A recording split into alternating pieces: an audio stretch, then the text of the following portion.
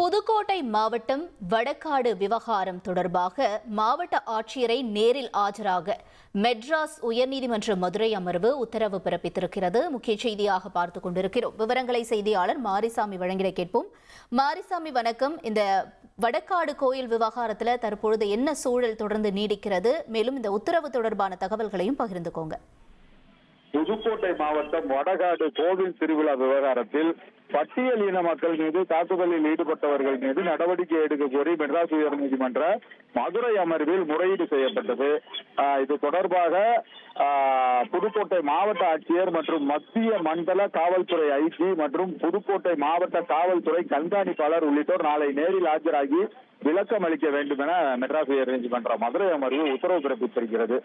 இந்த வழக்கின் பின்னணி பார்த்தோமானால் புதுக்கோட்டை மாவட்டத்தைச் சேர்ந்த சண்முகம் என்பவர் உயர்நீதிமன்ற மதுரை அமர்வில் நீதிபதிகள் வேல்முருகன் அமர்வில் அவசர வழக்காக ஒரு வழக்கை எடுக்க கோரி முறையீடு செய்தார். அதாவது புதுக்கோட்டை மாவட்டம் வடகாடு பகுதியில் கடந்த மே 5ஆம் தேதி முத்துமாரியம்மன் கோவில் தேரோட்ட திருவிழா நடைபெற்றது. கோவிலுக்குள் பட்டியல் இனத்தவரை அனுமதிக்காமல் அதனை பார்க்க சென்ற பட்டியல் இனத்தவர்கள் தாக்கப்பட்டிருக்கிறார்கள்.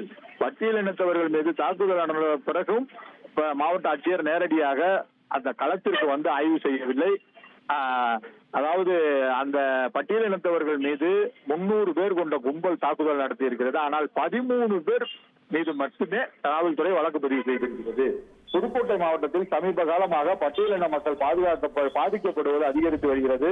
அங்குள்ள சாதிய கட்டமைப்புகள் மிக முக்கிய காரணமாக இருக்கிறது இதற்கெல்லாம். ஆகவே கோவில் திருவிழாவில் பட்டியலின மக்கள் பங்கேற்பது தடுக்கும் விதமாக செயல்பட்ட நபர்கள் மீதும் பட்டியலின மக்கள் மீது தாக்குதலில் ஈடுபட்ட அனைவரின் மீதும் வன்கொடுமை தடுப்பு சட்ட பிரிவுகளின் கீழ் வழக்கு பதிவு செய்ய வேண்டும். வீடுகள் பொருட்களை சேதப்படுத்தியுள்ளனர், அதற்கு நிவாரணம் வழங்க வேண்டும்.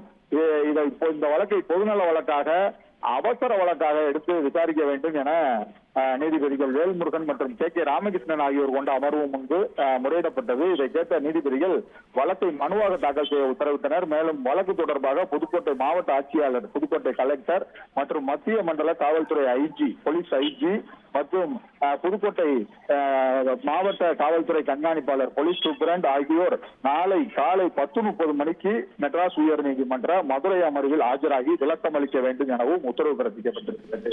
தகவல்களுக்கு நன்றி மாரிசாமி.